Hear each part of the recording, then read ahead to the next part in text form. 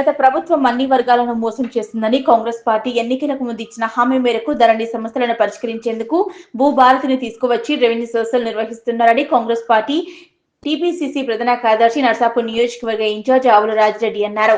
మెదక్ జిల్లా మాసాయిపేటలో మండలంలోని కేంద్ర రైతు వేదికల ఆవరణలో నిర్వహించిన రైతు రెవెన్యూ సదస్సును ఆయన పరిశీలించారు. రైతుల సమస్యలు అడిగి తెలుసుకున్నారు. ఈ సందర్భంగా ఏర్పాటు చేసిన మీడియా సమావేశంలో ఆయన మాట్లాడుతూ గత ప్రభుత్వం 10 సంవత్సరాలుగా రైతులను ఇబ్బంది పెట్టిందని, ధరణి ద్వారా రైతుల తీవ్ర ఇబ్బందులు ఎదుర్కొన్నారని, కాంగ్రెస్ పార్టీ ఎన్నికలకు ముందు ఇచ్చిన హామీ మేరకు ముఖ్యమంత్రి రేవంత్ రెడ్డి భూభారతి తీసుకువచ్చి రైతుల సమస్యలు పరిష్కరించిందన్నారు. రైతుల సమస్యల పరిష్కారం అవుతుండటంతో సంతోషంగా ఉందన్నారు. బీఆర్ఎస్ ప్రభుత్వం కాళేశ్వరం పేరిట లక్షల కోట్లు దోచుకుందని ఆరోపించారు. ఈ కార్యక్రమంలో టీపీసీసీ రాష్ట్ర ప్రధాన కార్యదర్శి రాజిరెడ్డి, మాసాయిపేట మండల అధ్యక్షులు శ్రీకాంత్ రెడ్డి, మాజీ ఎంపీటీసీ కృష్ణారెడ్డి, మాజీ ఎంపీటీసీ సిద్దిరాములు గౌడ్, తహసీల్దార్ జ్ఞానజ్యోతి, ఆర్ఐ ధన్ సింగ్, సర్వేయర్ నరసింహులు పాల్గొన్నారు. భూభారతి రెవెన్యూ సదస్సుల కార్యక్రమం రాష్ట్ర వ్యాప్తంగా చాలా మంచిగా జరుగుతుంది.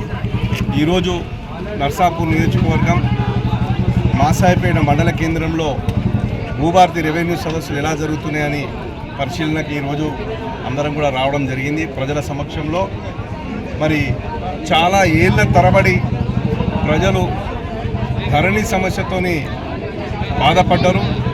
అంతకుముందు మంచిగా జరుగుతున్న వ్యవస్థను ధరణి రూపంలో మరి తెలంగాణ రైతులకు, తెలంగాణ జనాన్ని మరి ఈరోజు కష్టాల పాలు చేసినటువంటి ధరణి నుంచి విముక్తి కల్పించే రోజులు ఈరోజు భూభారతి రూపంలో మన రేవంత్ అన్న ప్రజాపాలన ప్రభుత్వం కల్పించింది.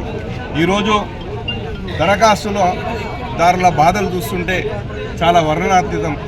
కొన్ని సంవత్సరాల పాటు వాళ్ళ భూమిని హక్కులు కల్పించలేక మరి ఆ భూముల ద్వారా రావాల్సినటువంటి మరి లోన్లు అయితేనేమి, మరి రైతు భరోసా రూపంలో వచ్చే సొమ్ము అయితేనేమి, మరి కష్టాల్లో ఉన్నప్పుడు భూమిని అమ్ముకునే పరిస్థితి కల్పించలేక తెలంగాణ రైతాంగం 10 సంవత్సరాల పాటు కష్టాల పాలైంది.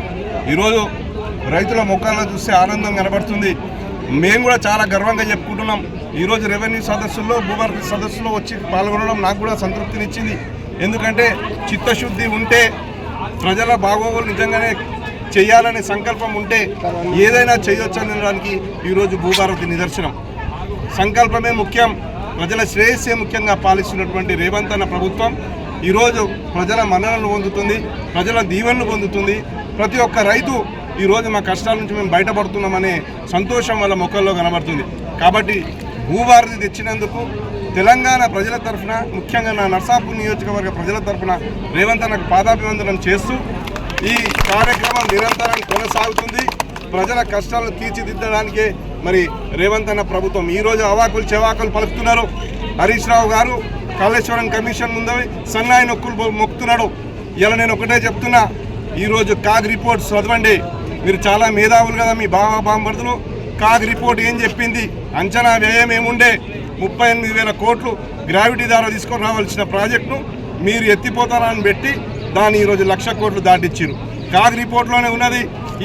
ఇది పూర్తి వినియోగం రావాలంటే 1,49,000 కోట్లు. ఎవడబ్బా సొమ్మని 1,49,000 కోట్లను ఈరోజు పక్కదారి పట్టించి తెలంగాణ ప్రజల కష్టాలన్నీ కూడా మీరు ఇవాళ అట్లనే గాలికి వదిలేరు.